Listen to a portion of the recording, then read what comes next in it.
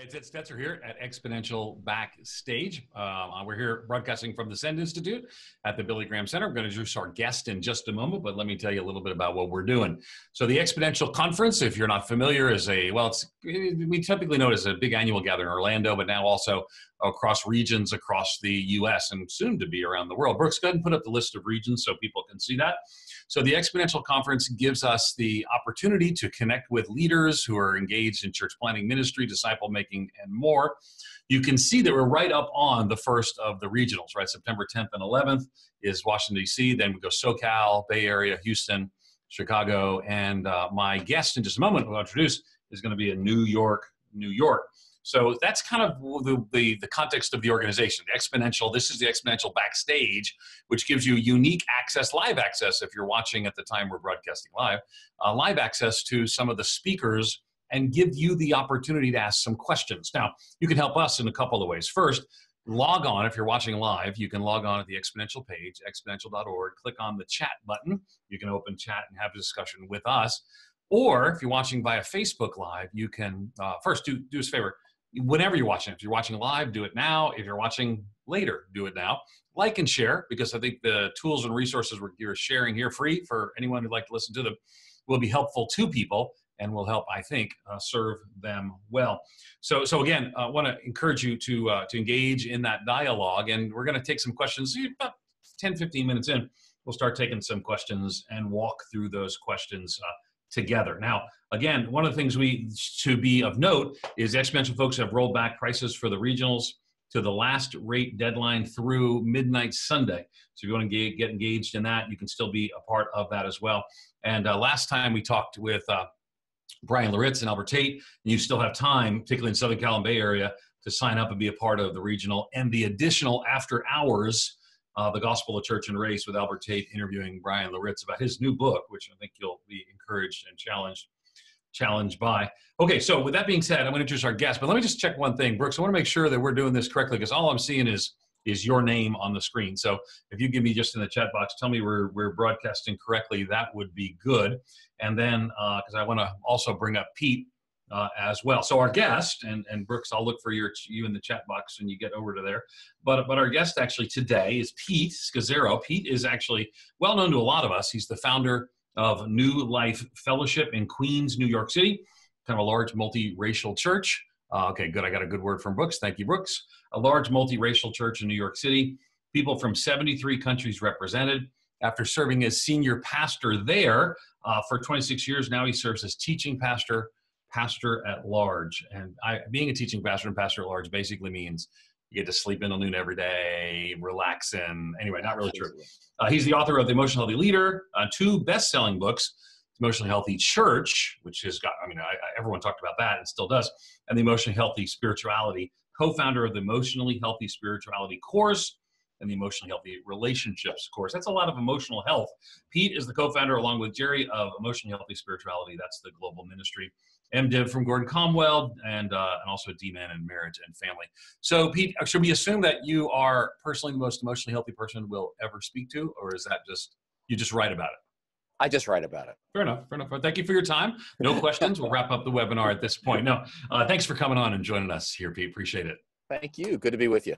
Good deal. We want to welcome you. Before we're done today, I'm actually going to buy you some bookends so you can actually put your books up straight rather than having them all sideways on your desk there. Okay, so disciple making has been something you've been passionate about for a long time. As you know, we've been talking, before we even started rolling here today, we were talking about disciple multiplying, specifically Hero Maker's Dave Ferguson's book, wrote with Warren Bird, and talks about 5 essential practices. They were multiplication thinking, permission giving, disciple multiplying, gift activating, and kingdom building. I'm going to focus on with you, specifically disciple multiplying, something you're really passionate about. Before we get there, though, we're kind of asking each of our guests, because the theme is Hero Maker. Was there some people or a person sort of spoke into your life, gave you permission, blessed you, mentored you, helped you to lead as you lead today? Wow. There's been so many. Yeah. And I think at different seasons of my life, there have been different people. So when you ask the question, who is, discipling, who's been a hero for me? I mean, there were early heroes. I was on InterVarsity staff for a number of years.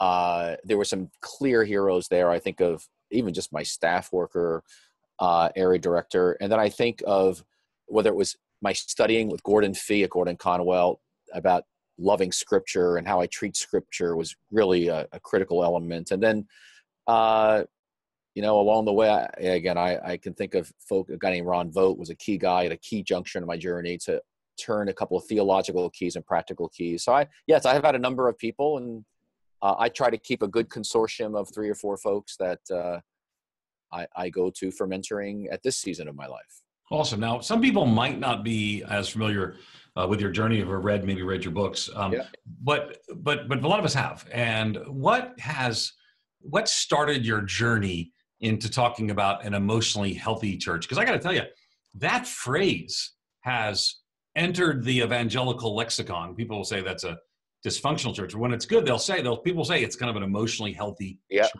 So, I mean, that's shaped a lot of conversation. Where did that come from for you? What's the journey? Yeah. So, again, I became a Christian at 19 through the parachurch organization of InterVarsity, and I went on staff with them. So I was taught disciple making from day one. I mean, you were to be a disciple and make a disciple. And we did all the traditional material: quiet time, how to read scripture, how to share the gospel, crossing culture, serving the poor, spiritual gifts, you name it, community. And that's how I lived my life for the first 17 years as a Christian. I would say traditional, classic, evangelical discipleship. What happened, however, by that time, I was planting a church here in New York City. We were 6-7 years into it, clearly hit our wall. Something was wrong, not just in the fact that people were not deeply changing, but in my own life, my theological box and my training was too limited to deal with the challenges and walls I was confronting. So I definitely hit a crisis. And I was wrestling with something was wrong with my leadership, and the way I was doing leadership, and the way I was doing discipleship. And so that was 1994, 1996 was the beginning of I would say a downward slope into a crash that was a gift of resurrection. And where I realized there was some key missing components in my discipleship as a Christ follower, church planter. We were planning churches at that point, my leadership, and it got called emotional healthy discipleship. And the reason the word emotional health came out, and nobody wanted me to use it because they said, oh, it sounds too like psychobabble and men aren't going to like it, really came out of a discussion with 2 of my professors. So in 1996, I had this crash. I said, oh my gosh, 17 years a Christian, planting churches, were externally successful, but inwardly, my life's out of control. I'm way too busy. My marriage is going poorly. I'm angry and grieving and bitter about some people who have hurt me in one of our churches that had a split. And I am stuck. And so at that point, ended up on an inward journey in a therapist's office, and with my wife and that's when kind of 2 years of wrestling, I realized I was an emotional infant leading a church. And that I was kidding myself that I was going to raise up mothers and fathers of the faith who were going to make disciples when I myself was an emotional infant and had large areas of my own discipleship that were unexplored. So this got me on a journey of like, oh my gosh, like there's some theological gaps I've got here. And so I went back to actually 2 professors, one Old Testament, one was an Augustinian scholar. And I said, how did I get here as a Bible-believing, faithful evangelical? And I am an evangelical, love Jesus. I said, how did this happen to me? And he says, oh, it's your anthropology. It goes back to, you're a classic, Protestant, and you're, Neoplatonists. And I remember in Augustine, he had said to the class, this Augustinian class, you're all Neoplatonists, and that you're over-spiritualized the gospel. You're almost half Gnostic. The emotions and body are bad, and the spirit's good. And so we don't do transformation in the whole person. We focus so much on renewing the mind, we've missed this gap. So I spent 7 years before I wrote the first book on what does it mean to disciple a person in just the emotional component of their life.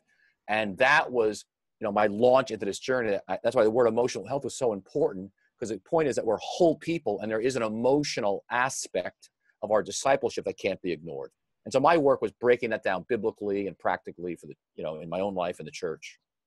Okay, so tell me, it seems to me, having worked with a lot of churches that there's sometimes some toxic cultures, Yes. and that's kind of a phrase that's too entered the lexicon. So how do we get ourselves so easily? If we love Jesus, we love the Word of God, we're walking in the power of the Spirit.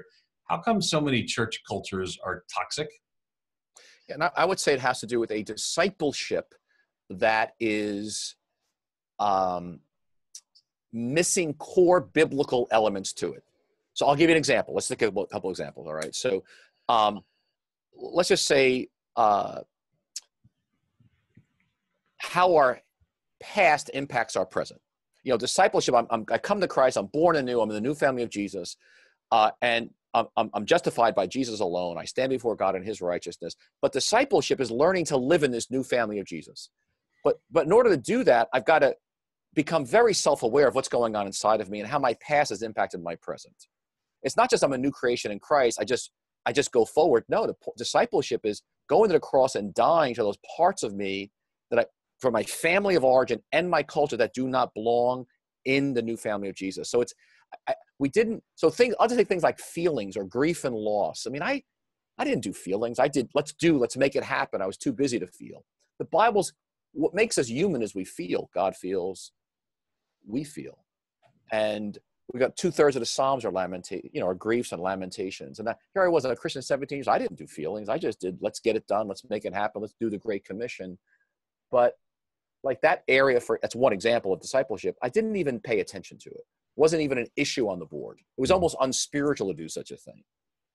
So what I'm saying is that there's some missing pieces of discipleship that were killing multiplication of disciples and leadership development and church planting that I personally ran into in 1996 that completely changed my life and how I do what I'm doing. Okay. You're listening to Pete Scazzero here at Exponential Backstage. I'm Ed Stetzer, your host. And I want to encourage you to, again, if you're on Facebook Live, like and share now. We picked up some folks there. Like and share so others can see. But also, drop your questions there in the Facebook Live comment stream or at exponential.org. You can click on the chat box there and ask your questions directly as well. Okay, so that being said, talk to us about change and how people actually do change, because that's part of the disciple-making process is we want to affect change. How does that work? Yeah, so change is very slow, right? We see that with Jesus and the 12. Here he was 3 years full-time with these guys. They barely got it by the grace of God, right? And the Holy Spirit coming at Pentecost. And Judas didn't even make it. So there's a fellow named Benjamin Bloom. He's a great educational psychologist, 1956. He's using education around the world. And he talks about how people change, how people learn. And he has a taxonomy. And he brings out, this is my adaptation of it, very well, that there's a process of learning something that just takes time. So he breaks it down into 5 areas. I become aware of something. I'll give you one, like say slowing down for Jesus is an interesting idea. I become aware of it. But then I've got to ponder it, begin to read books about it and learn about it. And I begin to like, okay, I got to slow down my life for Jesus. I'm reading books by Dallas Willard and Henry now. And then it becomes a value. I value this. Slowing down for Jesus is so important. Everybody should slow down. But he writes about you've only learned it in a minimal way. There's a gap here now that you actually change your life around that value. You shift your life to slow down for Jesus. That's the behavioral gap that many people will never get to. And then lastly, he says you learn it when you actually own it. It becomes such a part of you every day, every interaction. Is slowing down to be with Jesus is who you are. And he makes the point of that, with regards to what the value is, the poor, social justice, it just takes a long time so something becomes a part of us. And so the reason our churches are toxic, I would say so often, not all of them obviously, but there's a level of that, is because I believe our discipleship is shallow. Interesting.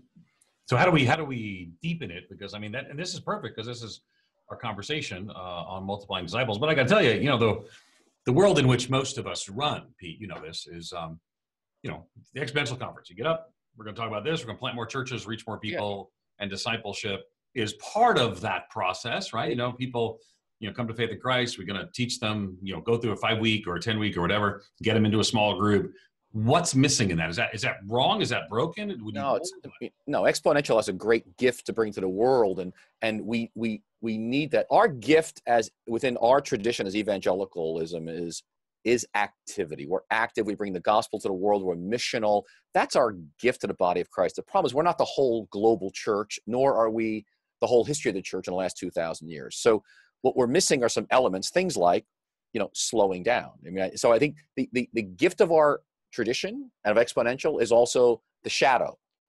So if I was going to take I do, you watch, we talk, I do, you help, we talk, the process of apprenticing someone, I would say it's this: I be, you watch, we talk. I be? I be. Okay. All right. I'm trying not to correct your grammar. I be. My being is more important right. than what I do. I am. Therefore, I am. So I'm there. But I'm being. My life. Being, the nature of my being. Okay. I be. How I'm doing life. I'm being. Okay. You're watching, and then we're having a discussion. Why? Okay. Jesus, why are you praying like that, Jesus? Teach us to pray. Yeah. Okay. I'm being. I'm watching your life. I'm watching your marriage. I'm watching your parenting. I'm watching you in traffic. With me. You're being. Okay. And I be, and then you be, and then we talk.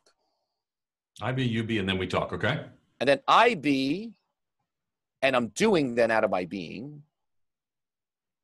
You be and do, and then we talk. Okay.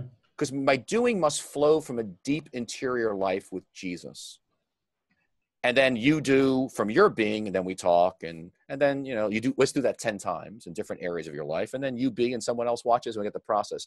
I would say that the contribution I want to make with emotionally healthy discipleship brings to the table is how to get at your being, your interior life deeply changing, so that you're bringing people somewhere, not just that you can talk about, you've actually been there. You're bringing people to a place of maturity out of your own maturity. And so I think our work over these 20 plus years has been breaking down how do we get a deep interior change for the sake of long-term mission. You can't, and that can't be rushed. That takes time. It takes thought. It takes, it takes some study. So does that, if we slow down and, just playing probably the wrong words, devil's advocate, but yeah, it's fine. Slow down. I got to tell you, I know a lot of churches have slowed down, and they are sitting around trying to get spiritually healthy or spiritually fed, and there's not a lot of evangelism, not a lot of church planning. So how do we do that? How do we find both of those realities? Yeah. So I would say that. So I got what I'll give you 4 elements, and we could talk about this, that really makes I think the missing elements of our discipleship we got to bring in. We're always in the context of mission. I mean, Jesus told us to go, so we understand that. But it's how we're doing this going. And it's that true being is going to result in giving away. I mean, the Trinity itself exists as an eternal communion of love. God's very nature is self-giving of love. So if a person's tied into God, the living God, it can't help but give outward and go outward to the world, because it's who God is. He so loves the world. He moves in that direction. And that's why God created the universe as we know it today. So this whole being doing dichotomy, I don't see it as a dichotomy. I think we're like Jesus, his being with the Father is out of which his entire life flowed. And so must ours. And so, again, we can talk about when you're ready, what I think are 4 elements that I think are missing in our discipleship and thus our leadership development as well. Yeah, no, I want to talk about this. I guess I'm trying to say, so as somebody who's a missiologist, so my training's missiologist. Yeah. And I resonate with so much of what you're saying that I want to deeply shape disciples. I'd say mission-shaped, gospel-shaped disciples, more than just kind of surface level information. But I do think that I see a lot of people who love spiritual formation. And I do. I mentioned the dean of a school that includes a focus on spiritual formation, or who love like Bible teaching. I just got to go deeper, deeper, deeper. Yeah. It's the deeper, deeper, deeper folks that don't tend to be, okay, it's a generalizing observation, don't tend to be the reaching and multiplying people. Does that have to be that way? Do we need to slow down our reaching and multiplying in your view? What should we do? Or even is my observation just wrong? No, I think, now there is a premature giving away of truth. I think sometimes God's teaching us something and we get in the pulpit and start preaching it, that actually can cross over into disobedience because you've not allowed it to marinate or gestate properly. I'm sure like you and I've preached sermons that were premature births, they weren't in me yet, but I preached them anyway. But no, I think there's something wrong there. where the emphasis on formation must always be tied to mission, because that's the nature of God.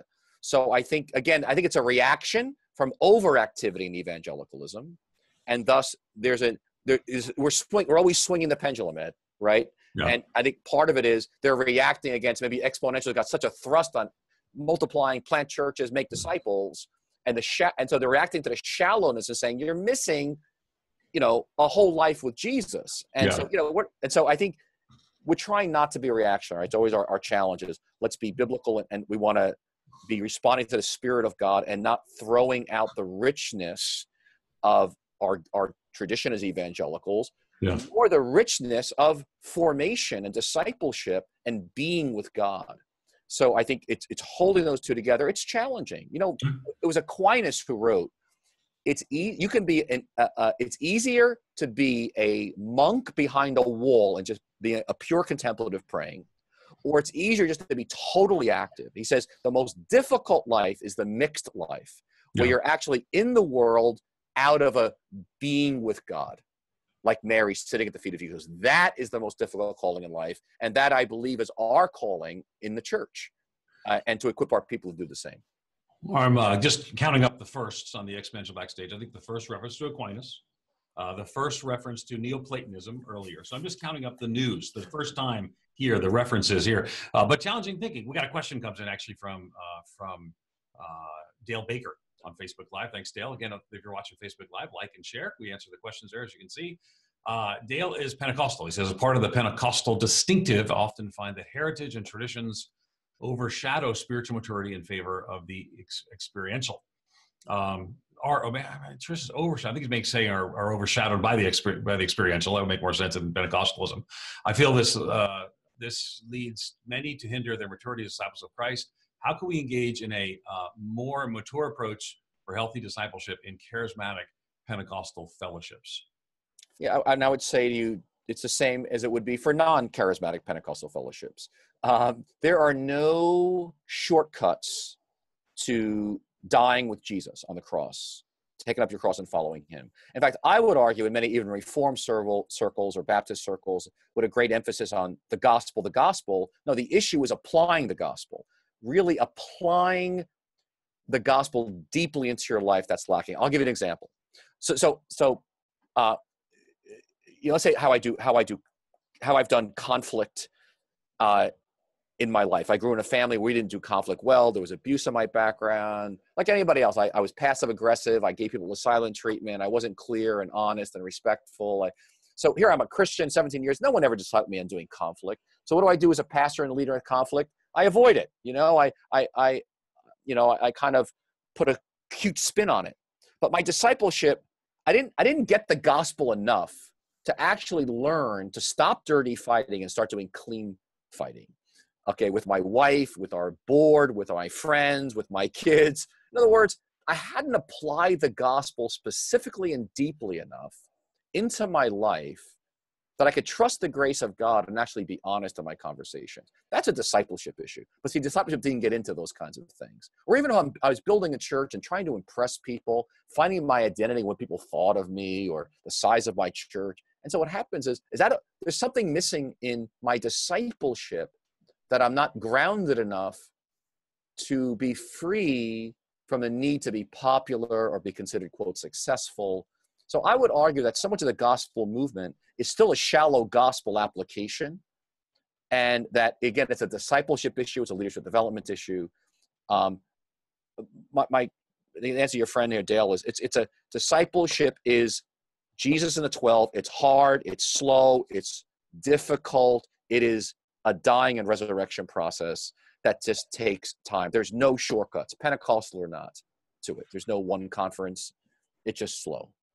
Okay. So, all right. So what are some things then? Because again, I feel the critique and the need for slowness. What are some ways that we need to change? You mentioned a few ways we can do that. Yeah. So I'm going to give you 4. We'll take one at a time. And so the first, when I say slow down to be with Jesus, that's number 1.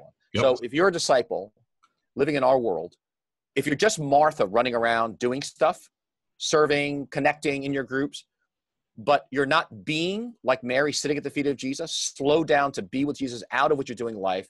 You are already off track. I mean, we can only bear fruit by abiding in Jesus, right? So this issue of slowing down, I'm talking about building into your life silence and stillness. So I went in my journey about 15, 16 years ago to learn from monastic movements about slowing down in silence and solitude, because they know something about that.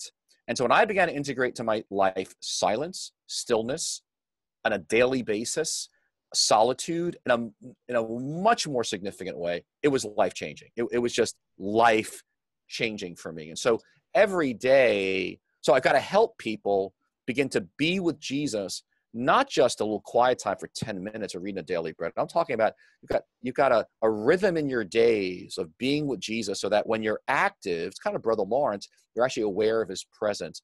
And I'm just stunned how many people in our church has accepted Christ and are serving, even some pastors and leaders who are not spending time with the person of Jesus. I mean, this personal relationship, where the most important thing in life for me is being in communion with Jesus, not to get from Jesus, listening to Jesus, not my will, but your will, Lord. I mean, that's like that. A quiet time that I was taught when I first became a Christian is so inadequate to survive the secular, enormous demonic pressure that people are under day and night to cut us off from Christ. I mean, it's going to take a much greater training and thrust for our people to get them to slow down, to have a life of being with Jesus. I can't tell you how many people I meet that I think they're leaders, but they're not even spending time with Jesus. I don't get it. Like, you're not spending time with Jesus. Like, you've been on autopilot.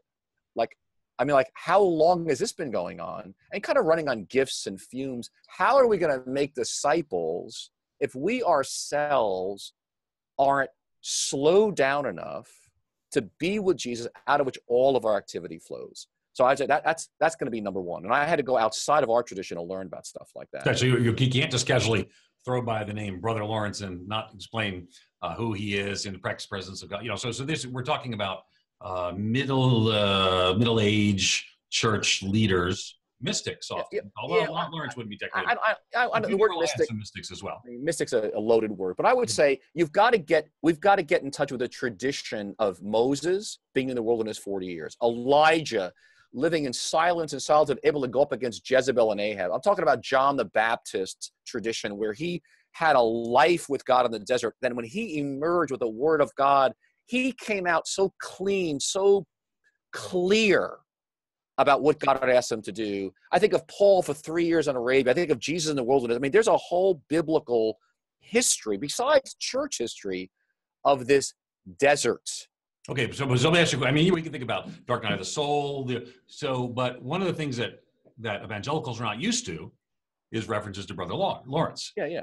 And so you're saying in that tradition, so if somebody wants to, and this is where, as you said, when you talk about mysticism, gets everyone riled up, depends how you define it, and what does it mean you think biblically about these things. But you went right through the text. You gave us 5 examples in the text.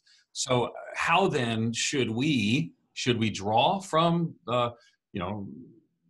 church fathers and mothers throughout the centuries? Should we look to the text and say, look, these people did this? How would you exhort us to implement some of these, the practice of the presence, that's a Brother Lawrence reference.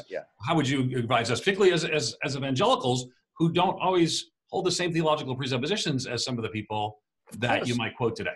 Absolutely. I mean, I learn from people who are evangelicals. I don't agree with everything they say, right? Yeah. So I can learn from a donkey, okay, if he's speaking God to me.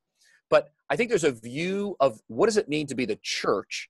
Evangelicals, and I love my tradition. I'm grateful, and this is my tribe. But we are not the whole church. Okay? Right. The church has existed for 2,000 years. Before the 1054 split of the Eastern and Western Church, there was only one church. Okay, so that history is all of our history. Then you had the Eastern Western Church, and depending on where you lived is where you ended up. And then you had the Reformation and lots of splits since then. But we can learn from the streams outside of ourselves without having to join that stream. There are true Christians that have lived for 2,000 years outside of evangelicalism.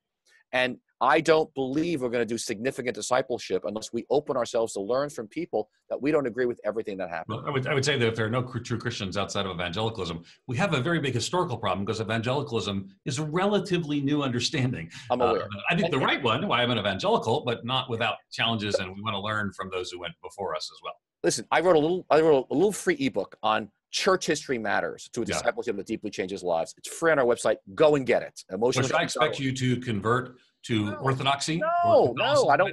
I'm not looking for anybody. I love being an evangelical. Okay, now I say that because my parents, my stepfather and mother, did actually convert to Eastern Orthodoxy because they started reading the early church fathers, and today he's an Eastern Orthodox priest. So I just have a little fun. Absolutely, no, absolutely. But see, there are true. If you don't believe there are true believers in the Orthodox Church, I say Syrian Church, the Egyptian Coptic Church, the Ethiopian Church, and the Russian Orthodox Church, if you believe there are no one saved but those who are Martin Luther Protestant, you are a heretic.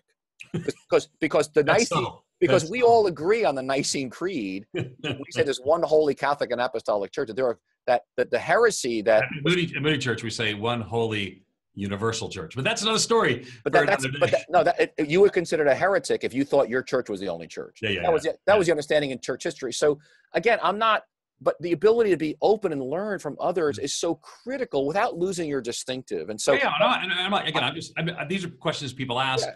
I'm trying to bring some of that out. It's kind of, but I think leaders. I could actually debate with you a few places. I think we'd enjoy it. Yeah. But you're trying to get us to move into a deeper space and place. There's a couple of questions about that. Can I throw to them, or you want to say something else before I throw to them?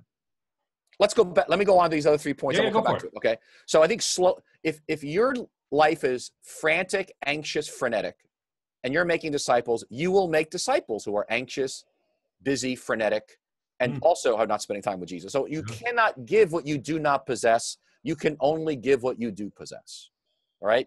So secondly is the second big principle, not just slow down, is to go back to go forward, I'll call it. And what that means is you've got to look at your family of origin, going back 3 to 4 generations, and your culture, and then put that up against the New Testament and the new family of Jesus and say, what doesn't belong in the new family of Jesus? And that there's a lot that doesn't belong there. That now we're talking about applying the gospel. So one of the things that we do in our discipleship is we have people do genograms, map out their family going back 3 to 4 generations and how it's impacted who you are so that you can be aware of what you need to change. You cannot change what you're unaware of. So say, for example, familial patterns that you've inherited. Let's say, for example, racism. I'll just take something as simple as racism. Okay. I know, but in the new family of Jesus, we don't tolerate racism, classism, sexism. It doesn't belong here. I know, but it's in your bones. We like to say Jesus may be in your heart, but grandpa's in your bones. So discipleship is helping people look at, let's say, for example, your family didn't do vulnerability or didn't do attachment well, didn't connect with people well. Well, I know, but that's a discipleship is because loving people is so core to the gospel.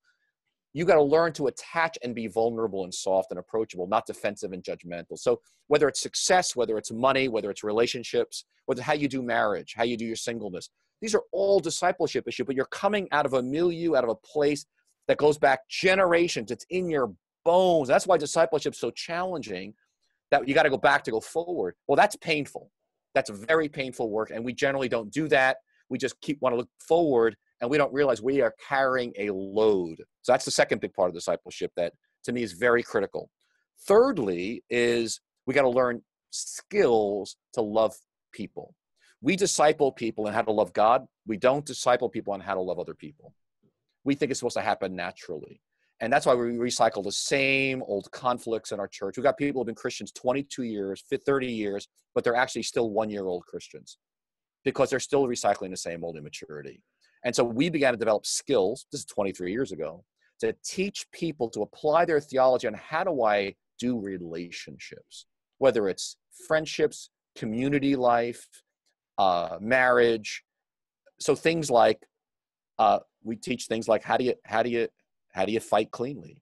How do you make a complaint with expectation? With how do you make a complaint that's respectful? How do you speak clearly, respectfully, and honestly?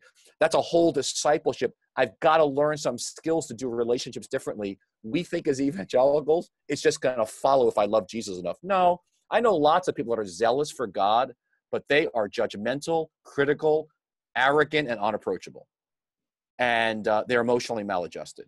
but we don't deal with it as part of our discipleship. And we think it's supposed to just happen if you love Jesus enough. No, Jesus was constantly harping with the Pharisees about, hey, you're into God, but if there's not one commandment, there's two. It's love God and people. We actually don't bring that people piece as a measure of our spirituality. The measure of maturity is my ability to love people who drive me crazy and love my enemies. That's really the measure. It's not how much Bible you know. It's not your leadership. It's not just multiplying stuff. You can have a church of 10,000 and be incredibly immature as a believer. You can be underdeveloped as a Christ follower, and you're going to produce underdeveloped Christ followers. Anyway, my last point is not just slow down, not just go back to go forward, not just skills, but you've got to practice Sabbath rhythms. There needs to be a rhythm in your life on a weekly basis, I believe, as a spiritual practice. It's as important as prayer and Bible study, which doesn't save us, or community or worship. Jesus saves us alone. But I've got to get a Sabbath rhythm in my life.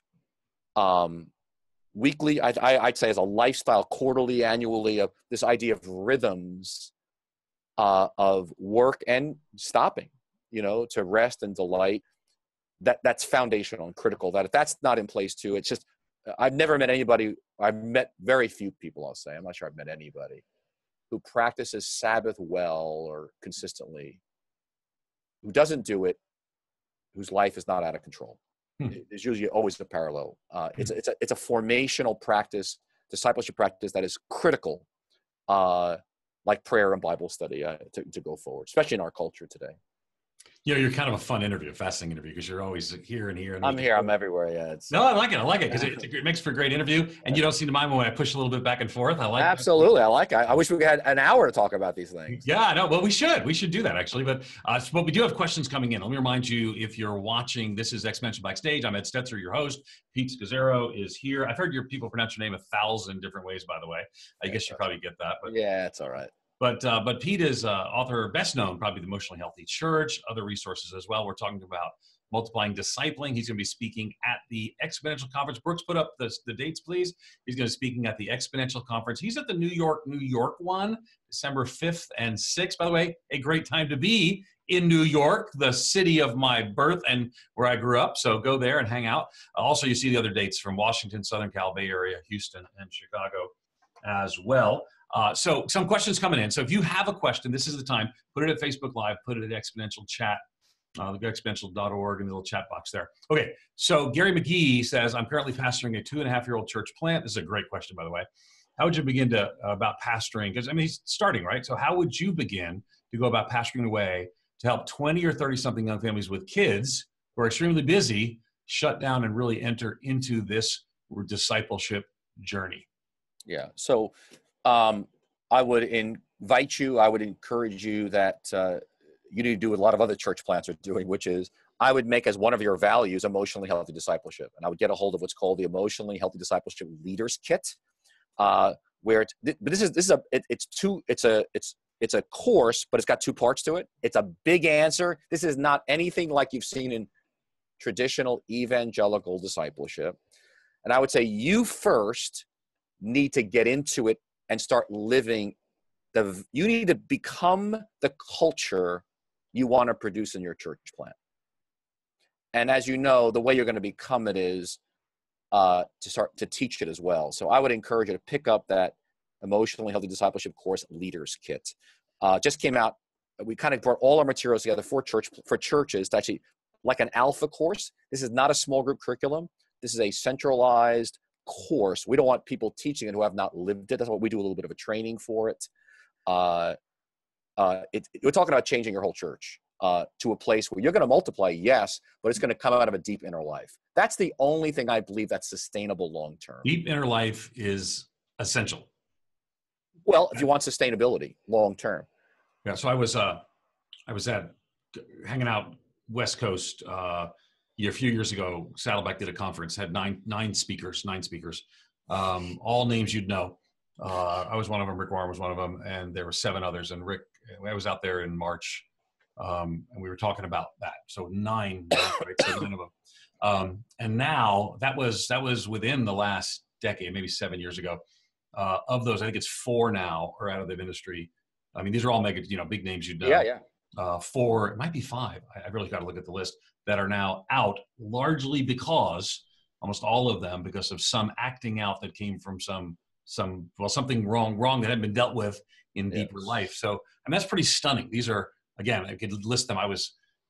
We had a Chicagoland Church Planning Alliance recently, and one of our speakers actually started going through pictures of names that we knew had fell, and we could say and see there were some inner life issues. And it's very easy to point at them, but the speaker did a very good job pointing back at us and saying, how do we develop that? So that's kind of a recurring theme that people hear. Let me ask a question from Don. He says, I hear you saying if we make more mature disciples, we can be more effective in mission. As a church leader, what's the most important step I can begin this journey with people in my church I want to disciple? Like, I don't know your church or the size of your church. I'll just share you what I did in our 26-year period. I was reflecting on it before the interview with Ed here. I've always been committed to disciple making. What we did was you get different levels in a church. In some ways, every sermon is you're doing discipleship, some formation with the church.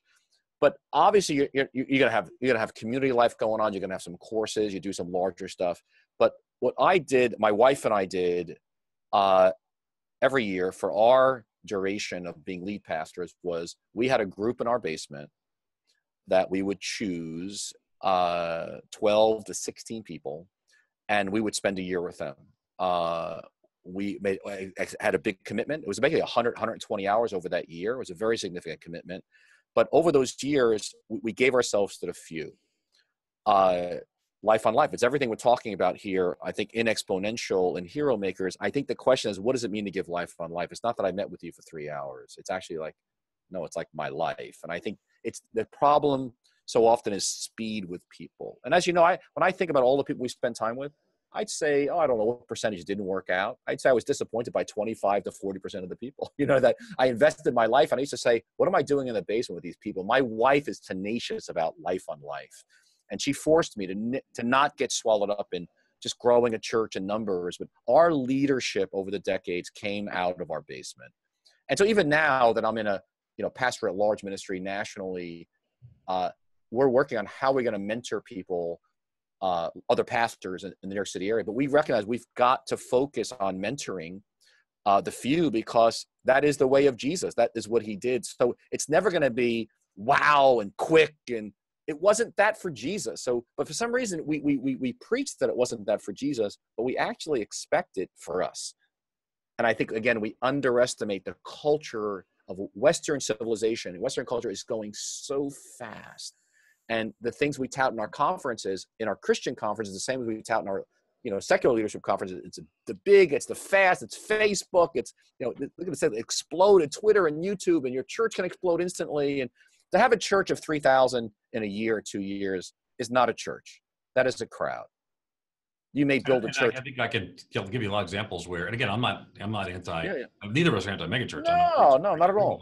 But I give examples that almost all of them that kind of shut up like a mushroom fell apart pretty soon after. Very unusual for sustainability, and we could name names. Wouldn't be probably helpful. Ed, you can confirm this, I'm sure. I've been a Christian now for over 40 years.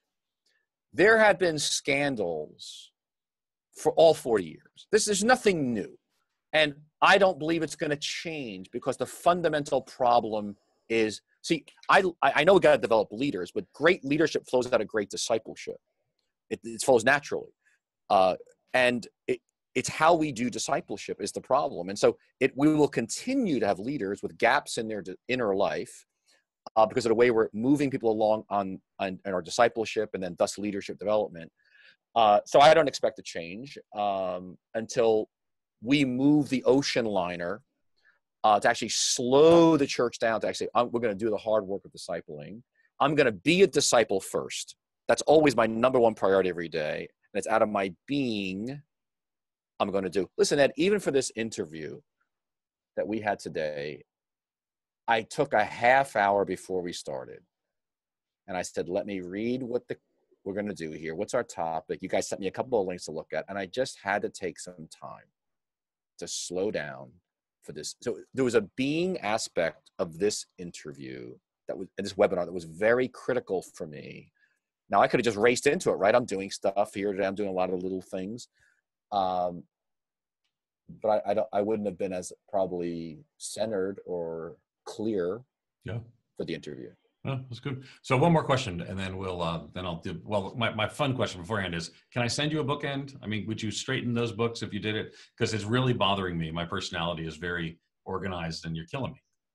Can you send me 2?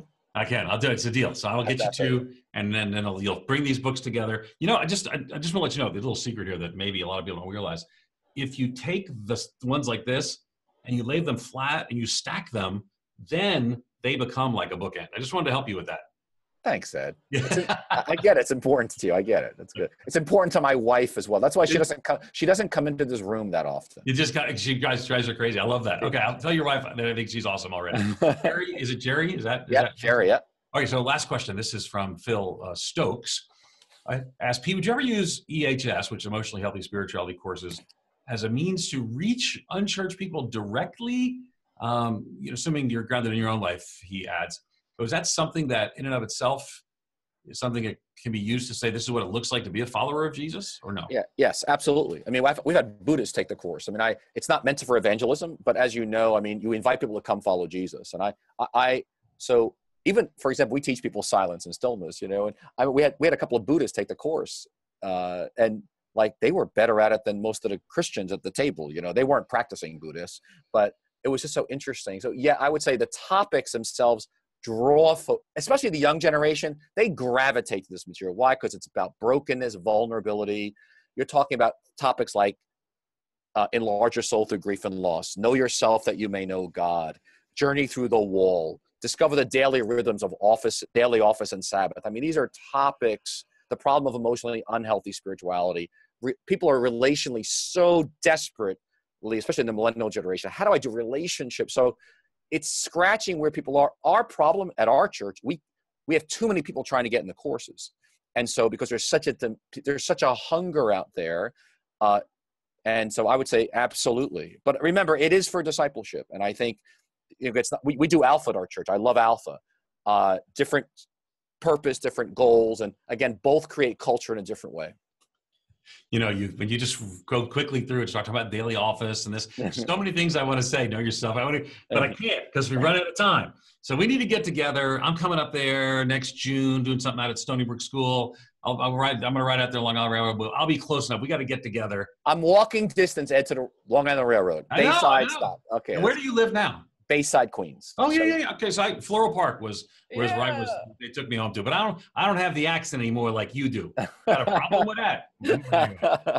So we'll hang out because there's a lot of stuff we could talk through and fascinating as well. Our guest today has been Pete Scazzero. Pete, thank you for joining us on Exponential Backstage. It's been great. Thank you very much. Good deal. Brooks, let me ask you to put up that screen so people can take one final look. Again, Pete's going to be at the New York, December 5th and 6th, Exponential Regional. You can see all the other Exponential Regionals listed here. Remember, the lower price point has been extended until Sunday. I want to encourage you, Sunday midnight, I want to encourage you to sign up, be engaged, and involved. Today is the 6th. We're recording this. You have ultimately to the 10th for the first regional as well. And we look forward to seeing you there. For the Exponential Backstage, for Exponential as a whole, I'm Ed Stetzer. Thanks for joining us. We'll see you next time on the Exponential Backstage.